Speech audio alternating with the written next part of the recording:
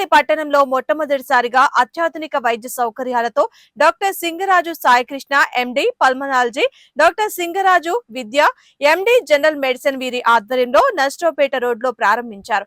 నూతనంగా ప్రారంభించబడిన Saikrishna multi speciality hospital ను రాష్ట్ర వైద్య ఆరోగ్య శాఖ మంత్రి వై సత్యకుమార్ యాదవ్, మాజీ మంత్రి సత్తెనపల్లి నియోజకవర్గ ఎమ్మెల్యే కన్నా లక్ష్మీనారాయణ ప్రారంభించారు.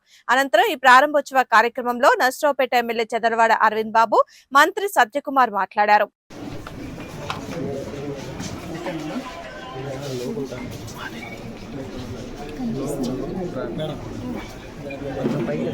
సత్తెనపల్లి పట్టణంలో ఒక 50 పడకల ఆసుపత్రిని నిర్మించి వాళ్ళ దాంట్లో ఐసీయూ విభాగానికి ప్రారంభోత్సవం కోసం ఆహ్వానించినందుకు డాక్టర్ సాయికృష్ణ గారికి, కుటుంబ సభ్యులకి ధన్యవాదాలు తెలియజేస్తూనే సత్తెనపల్లి లాంటి పట్టణంలో మెరుగైన నాణ్యమైన వైద్య సేవలు అందించడం కోసం ఒక ఆసుపత్రిని ప్రారంభించి పేదలకి, మధ్యతరగతి వారికి నాణ్యమైన సేవలు అందించడం చాలా అభినందనీయం.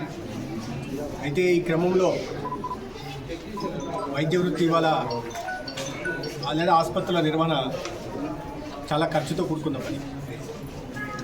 State of the art diagnostic equipment తీసుకొచ్చి అన్ని రకాల మౌలిక సదుపాయాల కల్పన చేస్తూ మంచి పేరెనిక గల డాక్టర్లను తీసుకొచ్చి వైద్య సేవలను అందించే క్రమంలో చాలా ఖర్చు అవుతుంది.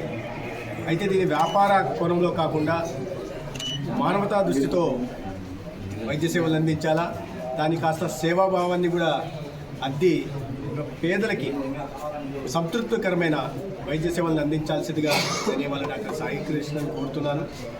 అనేక సంవత్సరాలుగా వైద్యుడిగా, పల్మనాలజిస్ట్గా సేవలు అందిస్తున్నారు.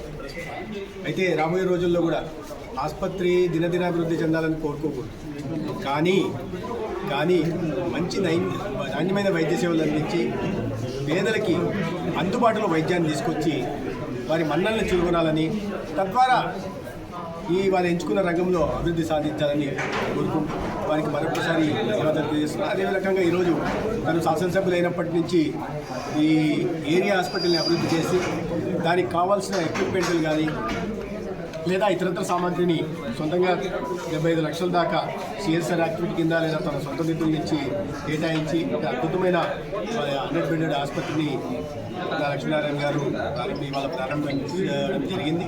అది కాకుండా ఒక బ్రిడ్జి కోసం 5,60,00,000తో ఇంకో బ్రిడ్జి కూడా శంకుస్థాపన కూడా వారి నేతృత్వంలో చేస్తున్నారు. ఒక మంచి ప్రజలకు సేవ చేయాలి, నియోజకవర్గాన్ని అభివృద్ధి పదంలో నడిపించాలి, సంక్షేమ పథకాల ఫలాలు ప్రతి ఒక్కరికి అందాలి, తద్వారా సత్తెనపల్లి నియోజకవర్గంలో ఒక అభివృద్ధి కనిపించాలి అని తపంతో వారు పనిచేస్తున్నారు. వారికి నేను అభినందనలు తెలియజేస్తూనే నన్ను ఈ కార్యక్రమాలకు ఆహ్వానించినందుకు ధన్యవాదాలు తెలియజేస్తున్నాను.